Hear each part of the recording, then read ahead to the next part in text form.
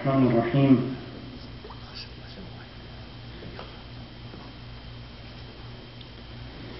الحمد لله رب العالمين بارئ الخلائق أجمعين باعث الأنبياء والمرسلين والصلاة والسلام على سيدنا ونبينا وحبيب قلوبنا أبي القاسم المصطفى محمد وعلى أهل بيته الطاهرين وصحبه المنتجبين. اللهم صل على محمد وآل محمد. We praise Allah subhanahu wa ta'ala for all His mercy and guidance, and we convey our salam and greeting to the Holy Prophet of Islam, his pure progenies and selected disciples. Samahat al-Shaykh, sisters, brothers, Assalamu alaikum wa rahmatullahi wa barakatuh. قال الله العظيم في محكم كتابه أعوذ بالله من الشيطان اللعين الرجيم بسم الله الرحمن الرحيم فلينظر الإنسان مما خلق من ماء دافق يخرج من بين الصلب والترائب إنه على رجعه لقادر. So let man consider of what he is created. He is created from an ejaculated fluid that comes out from between the loins and the chest bone. Surely Allah is powerful to bring him back. Before I start, I would like to congratulate everyone on the news this morning that finally Iran managed to secure its right after 12 years of agonizing negotiation. Something that should not have happened. Under the IAEA rules and charter, not only Iran should not have been prevented or obstacle in Iranian path, IAEA was responsible to help and assist Iran. But anyway, their determination had finally, it's a momentous moment for the axis of resistance in the region. But inshallah, although I am a little bit cynical, but when I see the Zionist regime and their supporters are livid, that's enough to enjoy the moment for the time being. Inshallah. Inshallah. Last night, I follow on to the previous nights where I was addressing the negative characteristics or the traits that we have, that we are supposed to leave behind during the month of Ramadan. I indicated that one of the negative traits was asabiyya or xenophobia or some kind of a bigotry. Bigotry has a unique logic. A xenophobic person has a unique logic that rests on the superiority of the person vis-a-vis others, but based on some irrational base that Islam does not accept. And I indicated that the first person in the history of humanity that became xenophobic or bigot was Shaitan, according to the verses in the Holy Quran. When the command comes from Allah subhanahu wa ta'ala to submit and prostrate in front of Adam, he refused. And he had his own logic. The logic was that I was created from a substance which is superior than clay. You created me from fire, and you created this individual from clay.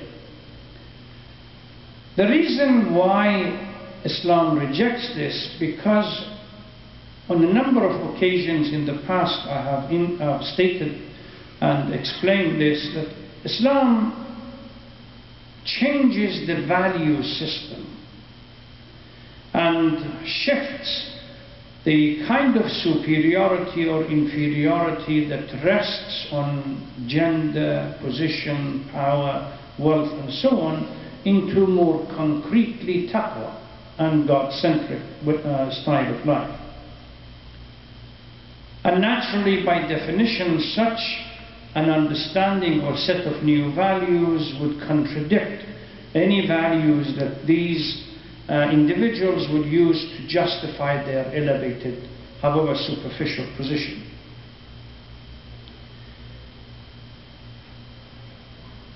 Asabiyya, or this bigotry, blinds people to see the facts of life. Even when they are showered with reality, they still are not prepared to change. During the month of Ramadan, you have come across a number of verses in which Quran criticizes when Milal, or the nation, the old nations, stood in front of the messenger and said, how can we leave the path or the way of life that our ancestors followed? How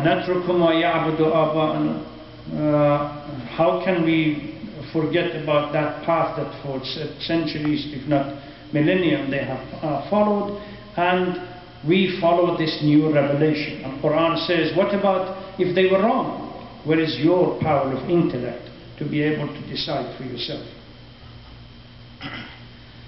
This removal of human intellect is the critical issue when you are not using what Allah subhanahu wa ta'ala gave. Tonight I want to move to another trait, another characteristic, negative characteristic, that we have to eliminate and shed in our life with whatever is left of the month of Ramadan.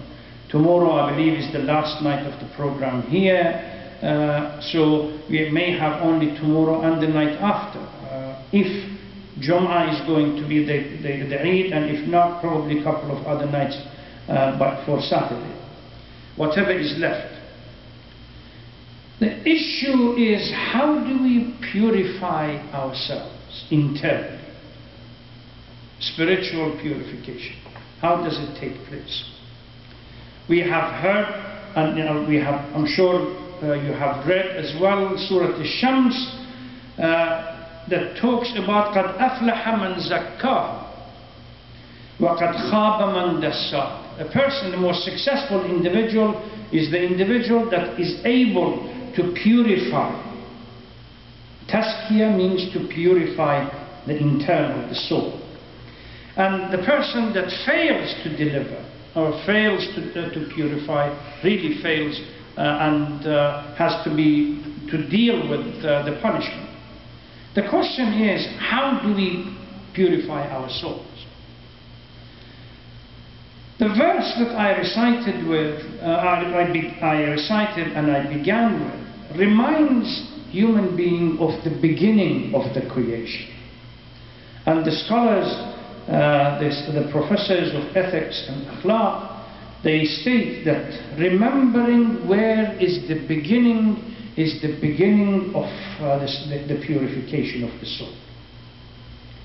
If you understand where was the beginning, or what was the beginning, and at the same time where is going to be the end of this materialistic dimension of human life, then you would not allow yourself the opportunity or the privilege to even think about arrogance and think about ujb, or that seeing yourself. So the beginning of human being, the verse alludes to it, and there is another hadith narrated from Amir al-Mu'mineen sallallahu alayhi wa sallam, says, مَا لَبْنَ آدَمَ وَالْفَخْرِ. How can the son of Adam become haughty and arrogant? أَوَّلُهُ نُطْفَةٌ قَذِرَةٌ. The beginning is a rotten semen. وَآخِرُهُ جِيفَةٌ نَتِنَةٌ. And the end, this material body that we have pampered during our lives, and wasted so much time looking after it is going to be really stinking flesh. And in between, وَهُوَ فِي مَا بَيْنَهُمَا يَحْمَلُ الْعَذَرَ. And in between that beginning and that end, you carry whatever it is in your stomach. How can, with this beginning and that ending and this middle, you stand up and be proud and arrogant and see yourself in front of Allah subhanahu wa ta'ala? So as a reminder, Quran says, just look where you started. If you really pay attention with your own inner eyes, all this physique that Allah subhanahu wa ta'ala has given you, that's the beginning and that's going to be the end. If you don't take the opportunity of purifying who you really are, it's not this physique, it's the inside. Who you really are, then the time is wasted. Remember a couple of weeks ago when I was reading the story of Luqman. Luqman tells his son, Ya Bunay, on the day of judgment you are going to be asked for 4 things.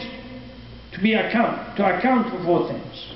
Number 1, your youth. How did you spend it? In the light of the unique nature of the youth. The sins are not still there, taken root. The heart is not hardened. The rationale is not eclipsed by pattern of behavior. It's much easier for them to understand the facts of life. How did you spend your youth? Number 2, and your umr, the rest of your life, how did you spend it? Number 3, how did you gain your wealth and how you spend the wealth? So within this life, you will be asked how you spend this life, the opportunity, the privilege that Allah subhanahu wa ta'ala gave all of us. How did we spend it? To understand where we begin is the first step towards soul searching and purification of the soul. Ujb, which is kind of a self-conceit and seeing oneself and being arrogant, destroys all the good deeds. Because part of seeing yourself is that you don't see your own shortcomings.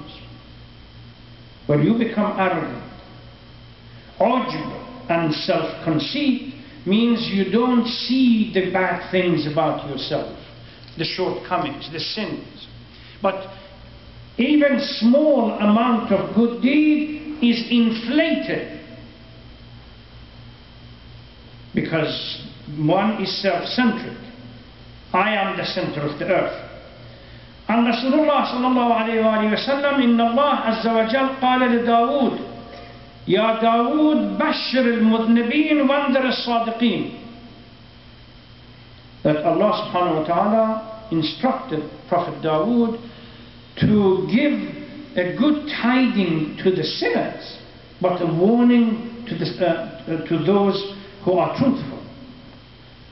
It should be the reverse. You give good tiding to the truthful and then you give warning to the sinners. Then he asks, he says, then how should I bashir al-mudhnibin and then wandar al-sadiqeen? It should be the reverse process. He says, Allah subhanahu wa ta'ala responds, bashir al-mudhnibin ba'anni aqbalu al-tawbah. Give them good tidings that I accept repentance. وَأَعْفُوَ عَنِ الدَّمِ, and I forgive sins. Wandar al-sadiqeen, those the truthful ones, remind them and warn them, and لَا يُعْجَبُوا بِأَعْمَالِهِمْ, that you don't suddenly take, this arrogant soul takes over and you become somehow see whatever you do as huge. أن لا يعجب بأعمالهم فإنه ليس عبد يتعجب بالحسنات إلا هلاك. There is no servant that becomes proud of the good things that he or she does. That proudness destroys everything. Good tidings to the sinner and warning to the truthful. I accept their repentance and tell those who think that they are on the right path. Self-worth destroys the good deeds. Imam Rida salawatullah salam alayhi is asked, what is the meaning of ujb that destroys, is destructive? Imam says, al-ujb lil-ujb darajat. There are various levels. منها أن يزين العبد سوء عمله فيراه حسنا فيعجبه. Because in an egocentric structure or egocentric individual, you become the judge, the jury, and the executioner yourself. So if I am the judge, then what happens? The bad deed, I will wrap it around to be a good one. And then the consequence of this judgment is that I have done nothing but good in my life. Even the sins, I don't see them as sins anymore. يزين العبد سوء عمله, by giving excuses and so on, فيراه حسنا. Now even, this is why there is a hadith says, آخر الزمان, people يأمرون بالمنكر وينهون عن المعروف. The value system changes because they have changed the reality of things, that they encourage people to do bad things and they discourage them from doing good things. Some of these negative characteristics must be pushed. By themselves, they are not going to go away. Imam Ja'far al-Sadiq salawatullah salam alayhi has one of his disciples, Muhammad ibn Muslim. He is, if you go to book of hadith, one of the muhaddithin that comes to Imam Ja'far al-Sadiq, and he is a trusted individual that all the hadith from his side are considered to be worthy. One day he goes to Imam Ja'far al-Sadiq and Imam tells him, Ya Muhammad, as of tomorrow you have to go next to Masjid al-Kufa and start selling dates. As of tomorrow you have to go to stand next to Masjid al-Kufa and start selling dates. Why, Ya Ibn Rasulullah? Go and do it, I'll tell you later. So he goes and buys a quantity of date and stands outside next to the mosque and sells dates. Muhammad ibn Muslim, disciple of the Imam Ja'far al-Sadiq, the person that narrates from Imam Ja'far al-Sadiq, is instructed to go outside and sell dates. Because Imam detected a degree of self-deceit and arrogance within him. These characteristics must be dealt with head on. Don't sit expecting that by themselves they are going to be removed. Once the arrogant self has taken over and you remove the shackle, you break it, you have to rub the nose of that nafs al-ammara in the dust. Otherwise nafs al-ammara remains nafs al-ammara. It's not going to become nafs al-lawwama. The progression never stops. Prophet Dawood, those of you who have heard about his story, Prophet Dawood used to sell armor, which Quran talks about. Every armor he would sell for $300 or dirham or dinar. He would give 100 of it, a third to the poor, and a third to the public treasury, and a third he would use for his own family. Allah tells him, commands him to do it, so through this hands-on approach to life, he will never become arrogant that I am prophet, I am a messenger of Allah, I can mold metal in my hand and so on and so forth. I become arrogant. Leaving the narrative of the Old Testament regarding Prophet Solomon, at least in our stories of Prophet Solomon, he used to weave youth used to weave baskets and sell baskets for his own livelihood. And a prophet as well. And a powerful king. Prophet Isa alayhi salatu wasalam, why did he go around every time the thinking of arrogance came, he would go and wash the feet of his disciples? To break this nafs ammar. I remember once similar story happens in Najaf. This story was told to me by Marhum Mustafa Khomeini, my own teacher, regarding Marhum Imam.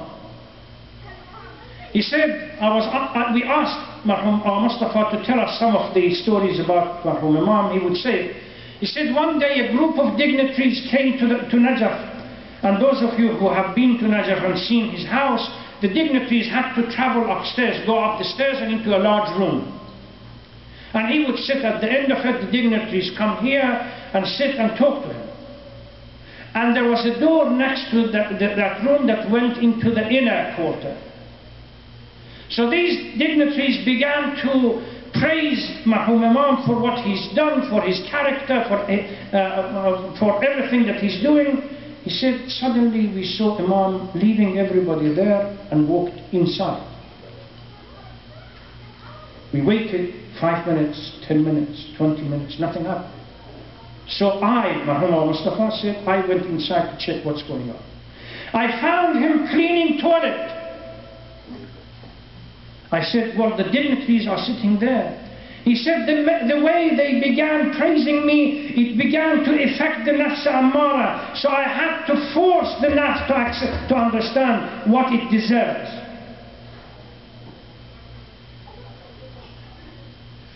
This is how we should deal with our nafs.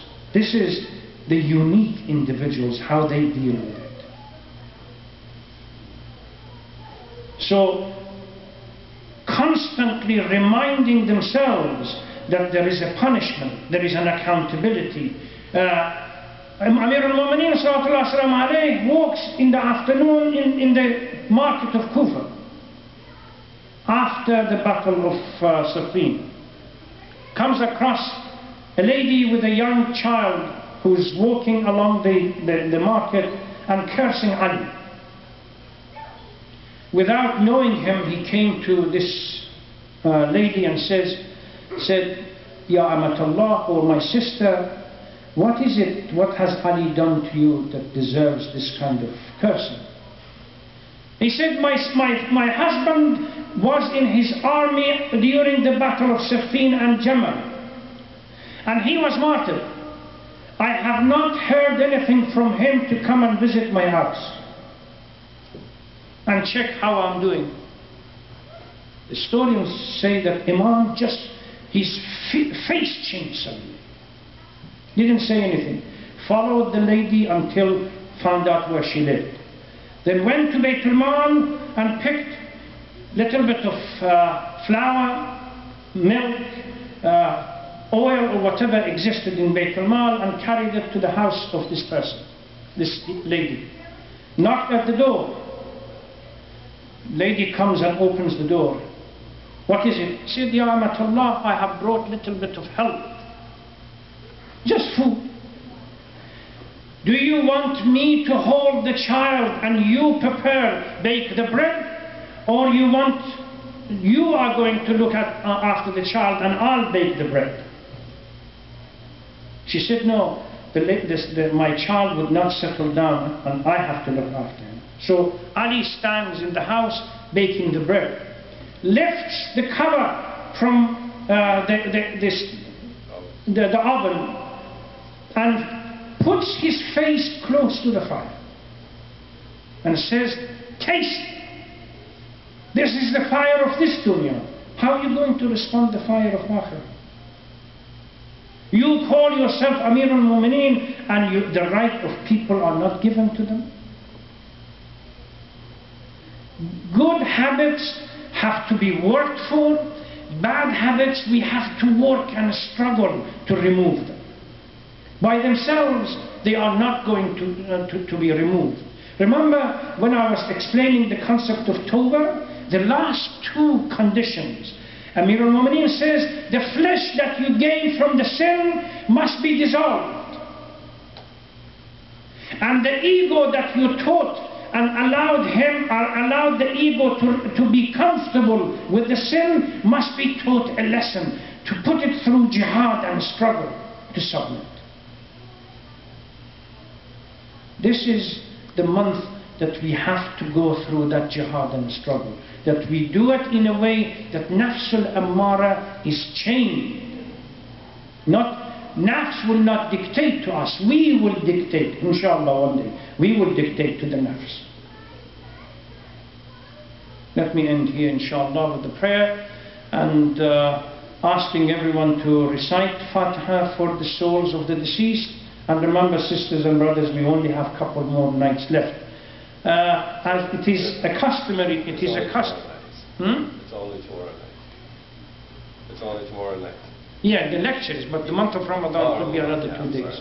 It is customary that as we get to the end of month of Ramadan, to remind everyone that there is Zakat al-Fitr.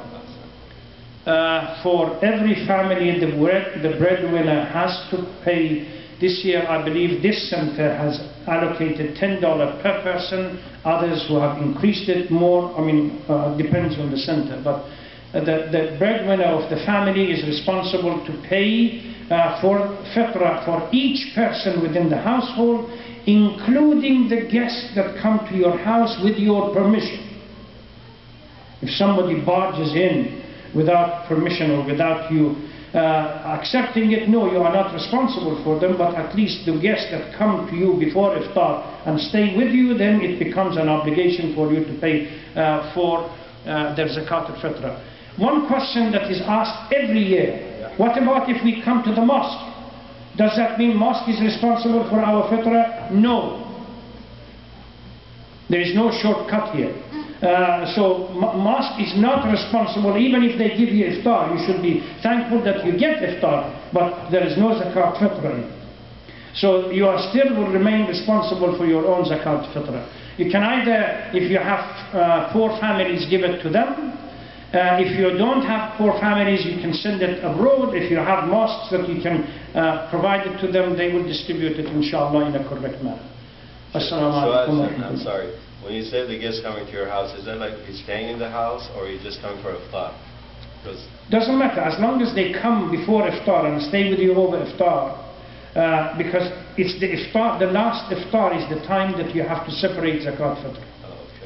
Whether they stayed all night or not, it doesn't matter. As long as they are there before iftar and stay for iftar or food with you, then you are responsible. So make sure don't invite nobody. Does anybody